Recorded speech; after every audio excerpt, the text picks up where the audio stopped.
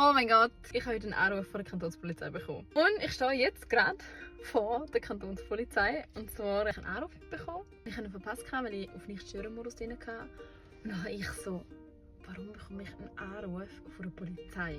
Mein erster Gedanke ist immer so, ich weiß nicht, wie es dir geht, doch einer meiner ersten Gedanken ist so, ist irgendwie mit Mami oder so irgendwie etwas passiert oder irgendwie jemand aus der Familie oder so. Und dann habe ich mir gedacht, nein, ich habe gerade vor kurzem vor einer Stunde so mit meiner Mami noch geschrieben, also meine Mami kann es nicht sein. Und dann habe ich geschaut, welche Kantonspolizei, und dann war es Gossau. Dann habe ich so, hä? Wieso Gossau? Macht maximal keinen Sinn. Ich so, warte mal, ich bin ja am Samstag an der Neueröffnung in einem Restaurant von einem Creator. Und dann dachte ich, ja, aber keine Ahnung, also, hä? Weil jetzt bin ich ja eigentlich nicht in Gossau.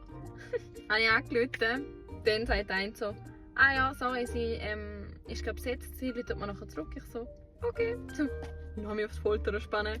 Dann läutet wieder das Telefon, dann nehme ich ab. Sie so, vermissen Sie etwas? Ich so, überlegt.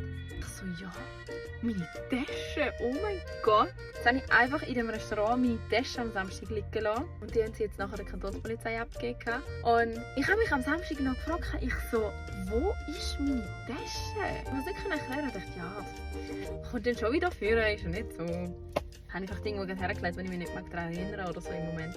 Auf jeden Fall gehe ich jetzt meine Tasche abholen und bin dankbar für all die Menschen, die immer so sozial sind und die Sachen abgeben, alles drin lassen. Ich mache es auch immer so 1:1. Ich habe schon ein paar Mal Sachen gefunden und ich finde es einfach, es hat mit Ehrlichkeit und Respekt zu tun, um einfach die Sachen abzugeben, zurückzubringen. Weil wenn es einem selber mal passiert, dann ist man auch froh, wenn man es so macht.